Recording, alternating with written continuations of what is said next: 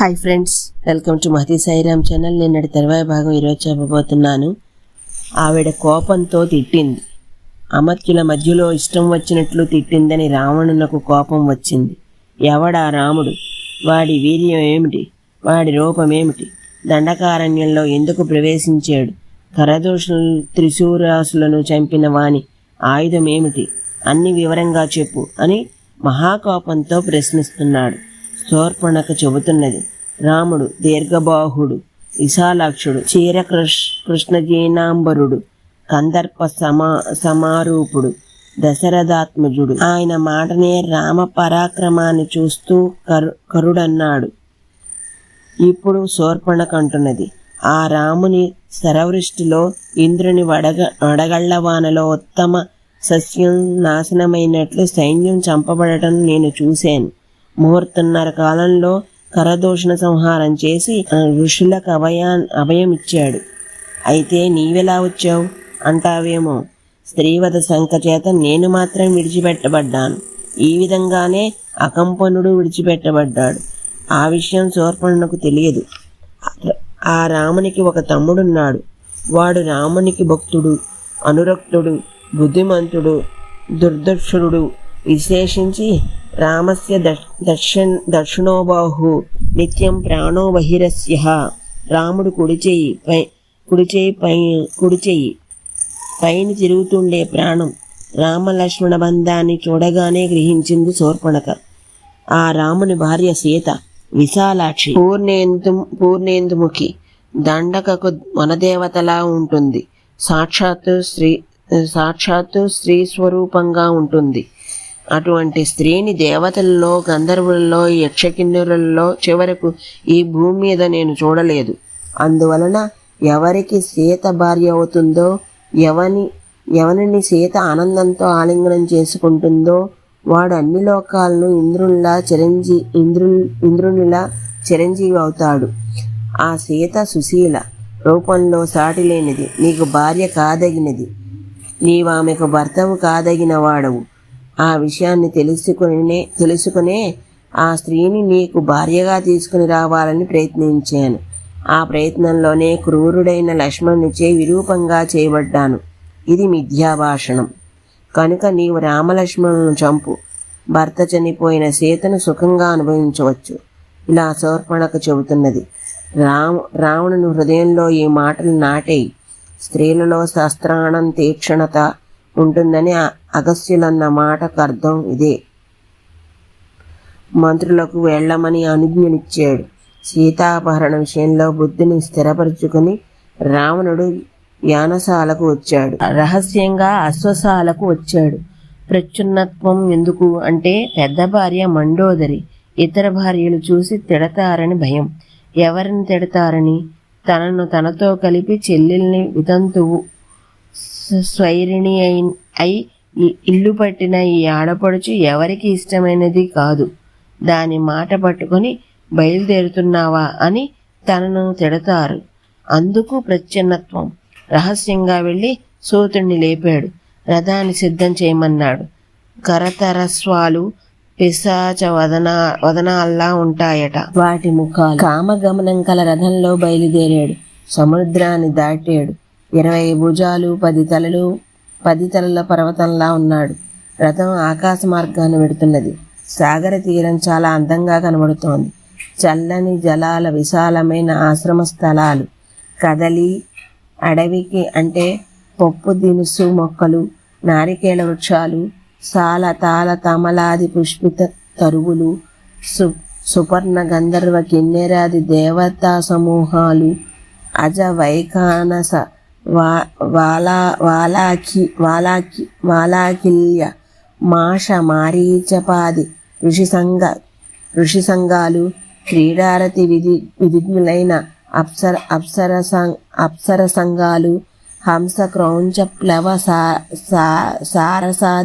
సారసాది పక్ష సంఘాలు, తపస్సు చేత లోకాలను జయించిన మహాపురుష స్వరూపాలు, ఆగరు వంటి సుగంధ ద్రవ్యాల వనాలు, తర్కోలములు, జాజి వంటి సుగంధి ఫలాల్ని ఇలా చూస్తూ రథం నడుస్తోంది. ఇంతలో శతయోజన విస్తీర్ణ శాఖా సమన్వితమైన న్యగ్రోధ వృక్షం కనబడింది. పూర్వం ఈ వృక్షం మీదే వ్రాలాడు గరుత్మంతుడు. ఎప్పుడు గజాన్ని మహకచ్చపాన్ని ఆహారంగా తీసుకుని వచ్చి దాని మీద వ్రాలితే ఆ భారానికి ఆ శాఖ విరిగిపోయింది. దాన్ని పట్టుకుని వైకానస, వాలఖిల్య, మరీచపాది ఋషిగణాలు వ్రేళ్లాడుతూ తపస్సు చేస్తున్నారు. దీన్ని క్రిందకు పడివేస్తే మహర్షులు మరణిస్తారనే దయార్థ భావంతో ఆ శాఖను ఆ గజగచ్చ పాలను తీసుకొని మరొక చోటకు వెళ్ళి అలా తీసుకువెళ్ళేటప్పుడు ఆ గజగచ్చ పాలను ఏకపాదంతో ఆ శాఖను మరొక పాదంతోనూ పట్టి మార్గమధ్యంలోనే ఆ గజగచ్చ పాలను తిన్నాడట. ఆ తరువాత ఋషులకు కష్టాలను కలిగించే నిషాద జాతి ఆ శాఖతోనే మోది సంహరించాడట. ఈ విధంగా మహర్షులను జాగ్రత్తగా విడిపించి భక్తపాలనను చేయటం వలన నిషాదులను సంహరించి దుష్ట నిగ్రహణం చేయటం వలన మహాసంతోషాన్ని అనుభవించాడట. ఆ సంతోషంతో ద్విగుణీకృత విక్రముడై అమృతాహరణార్థ సంకల్పం చేసాడట. ఆ స్థితిలో వెళ్ళి ఇనుప జాలకాలను ధ్వంసం చేసి రత్నమయ గృహాన్ని ఛేదించి మహేంద్రవనం నుండి అమృతాన్ని తీసుకుని వెళ్ళాడట. అలా మహర్షి గణాల రక్షణ కొరకు చేయబడిన సువర్ణ సామర్థ్య రూపమైన చిహ్నం గల ఆ అన్యగ్రోధ వృక్షాన్ని రావణుడు చూశాడు. అలా ప్రయాణించి సముద్ర తీరంలో ఒక అందమైన పవిత్రమైన ఆశ్రమాన్ని చూశాడు. ఆ ఆశ్రమంలో కృష్ణజిన్నం జటావల్కాలను ధరించి ఆహార నియామకాల మారీచుడిని చూశాడు. ఇంతకు ముందు చూశాడు, కానీ ఇప్పుడు చూస్తున్నట్టు చూడలేదు. ఇప్పుడు రామతత్వం మెరిగిన మారీచుడు కనబడుతున్నాడు. వచ్చిన రావణుణ్ణి చూశాడు, ఎదురు వెళ్ళాడు, తీసుకొని వచ్చాడు, అర్చించాడు, భోజన ఉదక సమర్పణలతో పూజించాడు.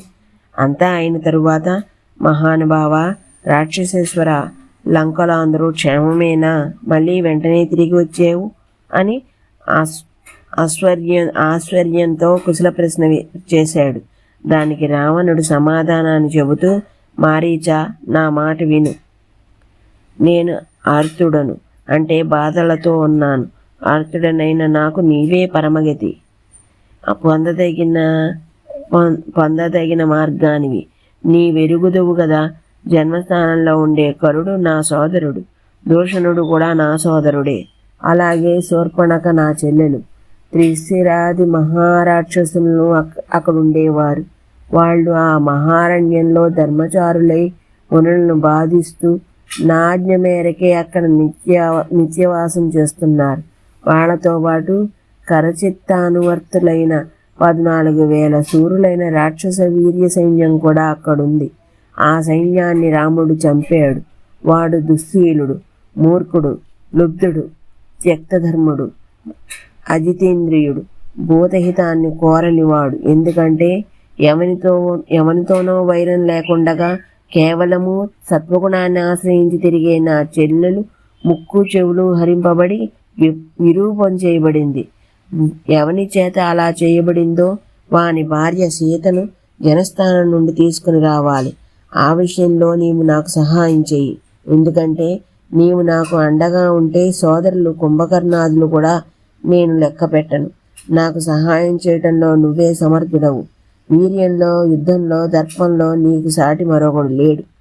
నువ్వు ఉపాయుజ్యుడవు, సర్వమాయా విశారదుడవు. అందుకని నీ దగ్గరకు వచ్చాను.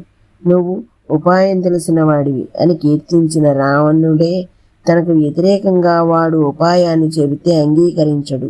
అది నా రాజస ప్రకృతి. అంతేకాదు, తానే ముందుగా ఉపాయాన్ని చెప్పేస్తాడు. చెప్పిన దాన్ని అంగీకరించమంటాడు. ఏమిటా ఉపాయం? బంగారు మృగంగా మారు, వెండి మచ్చలతో ఉండాలి. అటువంటి నీవు శ్రీరామాశ్రమంలో సీతాదేవి ముందు సంచరించు.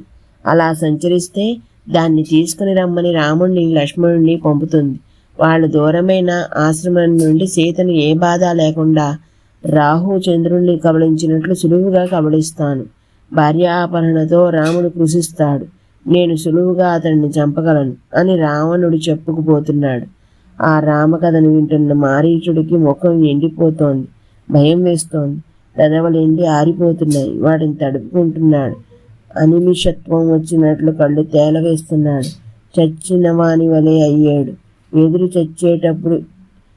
ఎదర చచ్చేటప్పుడు ఇలాగే ఉంటాడు. ఆర్తుడయ్యాడు. మహావనాలలో రామ పరాక్రమం ఎరిగినవాడు కనుక మనసా భయపడిపోయి రావణుని చూస్తూ దండకం పెట్టాడు. అలా నమస్కరించి వానికి తనకు కూడా హితమైన మాటను చెబుతున్నాడు. ఈ రోజుకి ఎక్కడ తాగుతున్నాను, మిగతా రేపు చెప్తాను. అంతవరకు ధన్యవాదాలు.